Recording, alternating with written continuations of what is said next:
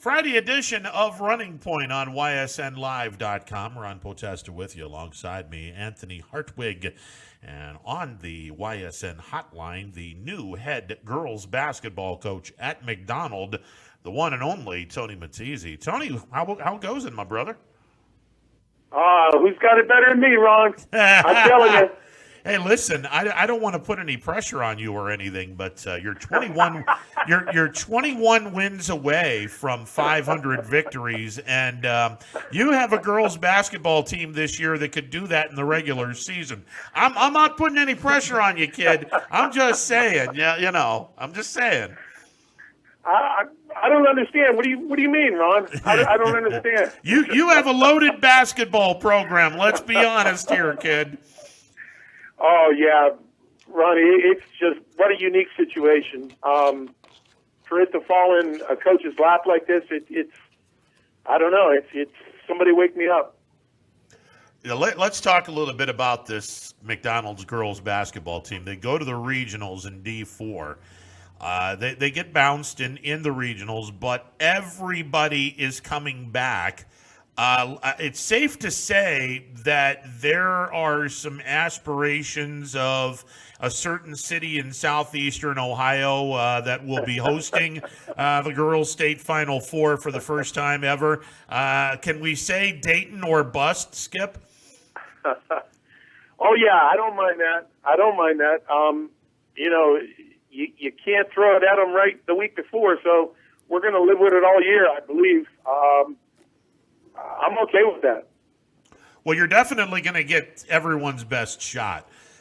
You got a great rivalry going on with Western Reserve, and they're pretty much returning and loaded for bear as well. And you've got some other teams in Division 4 that will make some noise during the course of the season. But it's pretty safe to say every single game that the McDonald girls teams play this year, you're going to be getting their best game. Oh, yeah, and I wouldn't have it any other way. The experiences I've had in the past, fortunate enough to have some very good teams, you want to toughen up that schedule. You're forced to play a conference schedule, I understand that, but your non-conference games had better be top-notch to get you ready. Tony, how you doing, my man? I just want to start by saying congratulations. I'm so happy for you for getting this job, and I know you're going to do great things. But yeah, great to hear from you. Great to hear from you, my good friend. I know we talked during this season while you were with Springfield, and you were having a fun time, but you had that itch to get back to girls basketball. What is it about the coaching the girls that gives you that drive? Anthony, I don't know if I can give you a partial view on this, but being around coaching girls for over 35 years, they just take the teaching so much more. I don't know if it's that the boys have, they're watching college, they're watching the NBA, and they don't pay attention to detail, the little things that make you better. I've always felt that girls do pay more attention to detail and more, they're more intent on learning. And like I said, I don't know if I'm biased in that, but I enjoy teaching. Coach, I agree with you wholeheartedly. I think the girls' basketball game is far more fundamentally sound for whatever reason than the boys' game. Now, the boys' game is far more athletic because the guys are able to do some things that some of the girls or most of the girls aren't able to do. But as far as fundamentals are concerned, there is no question girls' basketball is far more fundamentally sound than the guys. Oh, yeah, Ronnie, I totally believe that. I mean, and I think probably the purest point of basketball is the high school game, where you can really see high school and college especially. I mean, if you watch UConn or Tennessee, Notre Dame, you see plays. You see actual plays being run, defense being run. It's basketball. It's basketball. Tony, now we all know McDonald's Brilliant. You have a lot of toys in the toy chest to kind of play with. How excited are you to kind of get in with this gym and start to work with these talented girls? Wow, Anthony, I could talk for half an hour on this.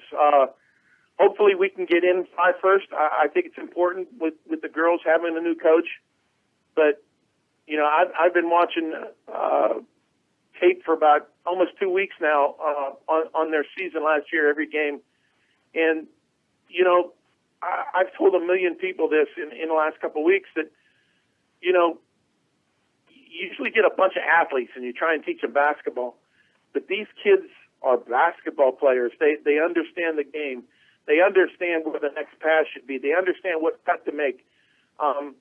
So it's been positively just stunning watching the game. And their defense, their fundamental defense is, wow, it's going to be great just trying to tweak things. You know, I'm not going to throw a lot at them. I'm not going to change much. I'm just going to add to it. It's what we want to do. It's very exciting watching them. Coach, I know you and I talked a couple of days ago when we hammered out a time for you to come on the program, and you know, you and I were both talking about how important it is for kids to buy into the defensive part of basketball. And you sounded like a guy that was smiling from ear to ear when you were talking about how well these girls play defense and how well they look forward to getting after it on the defensive end of the floor. And it has to be that much bigger of a relief for you knowing that that part of the game has been taken care of and you don't have to have a bunch of girls buy into playing defense, because that's the name of the game in basketball. If you don't have defense, you're limited. But if you play solid defense, you're in every single game. Yeah, Ronnie, and a couple points that you just made there.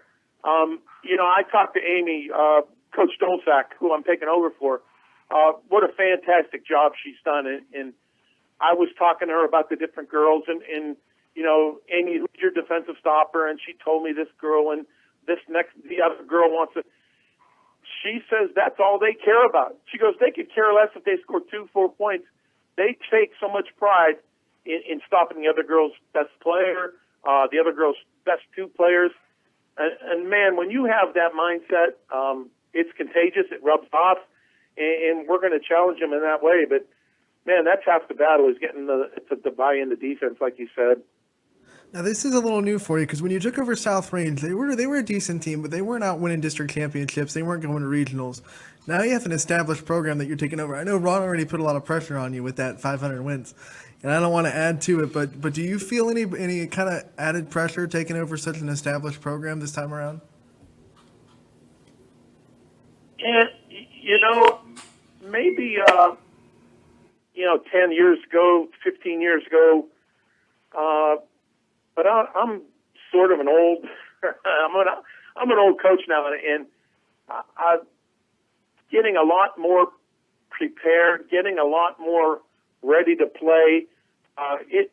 It might have caught up with me, but I've seen a lot, I've experienced a lot. It honestly does. I relish the challenge, and you know, when you've got the guns in the arsenal, it's you know, it helps a lot with a lot of decisions to be made on the spur of the moment, pre-game planning. It makes it fun instead of stressful. All right, let the record show that Anthony and I did not bring up the old factor. It was Coach Matisi that brought that up.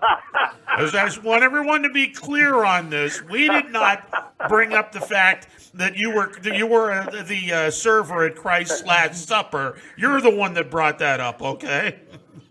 Ronnie, how about if we say grizzled veteran? There you go. Grizzled veteran sounds good. Hey, I gotta ask you, and I've had my first year of coaching. I did 7th grade boys basketball. How many times have a younger coach gone up to you and asked for some advice? And what kind of advice do you give the younger coaches that are either just getting in or just getting settled in terms of their coaching career? Great question, Ron. I would seriously, my most important thing to me is don't try and ask a kid to do something they can't do.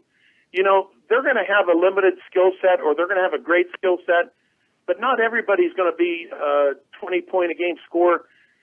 You know, figure out what their skill set is and don't put the pressure on them to do something that they can't do. It doesn't work. Now, Coach, you've had a lot of great assistant staffs in your career, and I know this is a brand new job and you just got it, but do you have any thoughts swimming through your head of who you're going to have on the bench with you? Anthony, we've been talking for a couple weeks. I know you know my one son Zach. He was with me at the range. I'm trying to get him nailed down.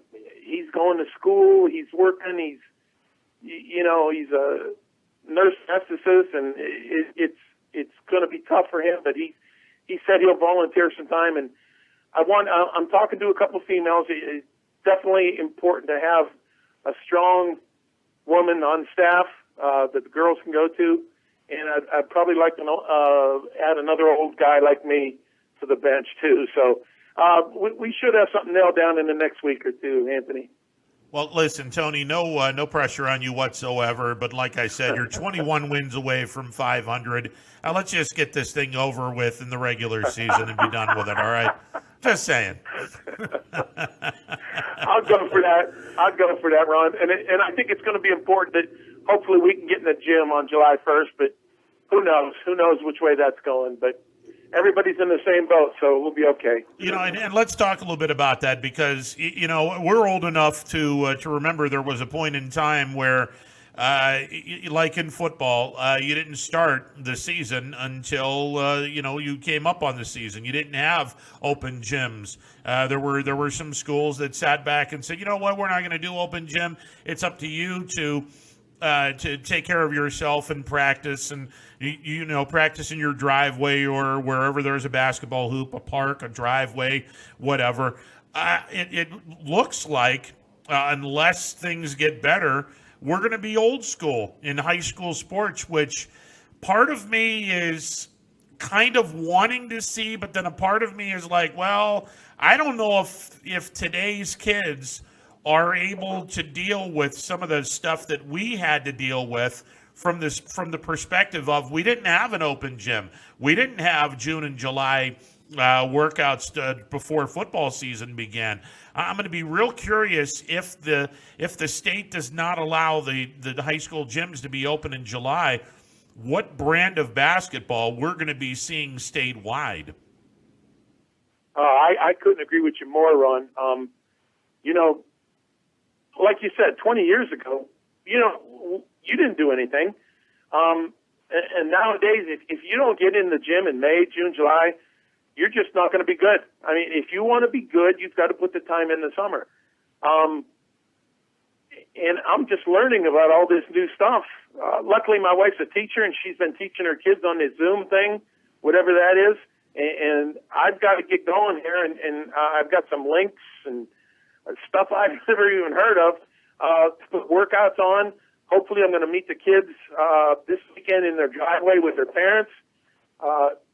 It's just a totally different animal, and like I said before, we're all in this.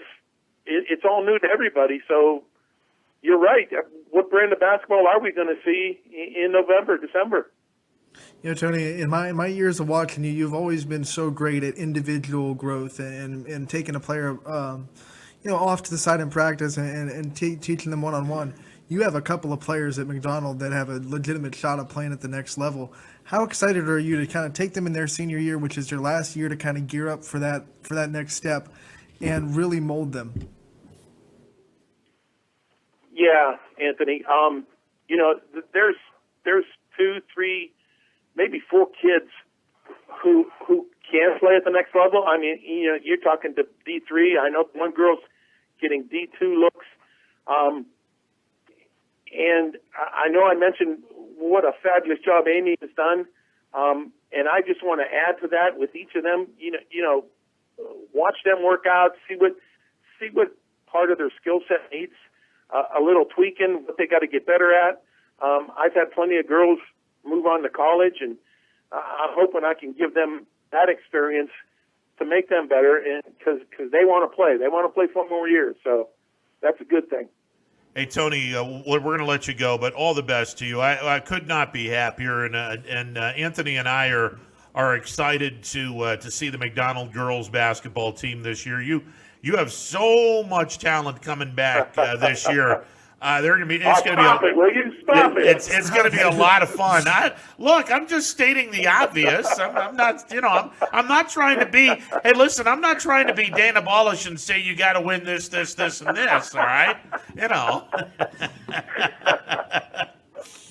I got you, brother. I got you. Hey Tony, give me a call sometime and let's get together when this whole everything dies down in the summer. All right. Yeah, you still owe me lunch, Anthony. I do owe you a lot of lunches. Hey, Thank you, guys. Hey, Tony, always a pleasure. Thank you so much. Tony Matisi, the new head basketball coach at McDonald.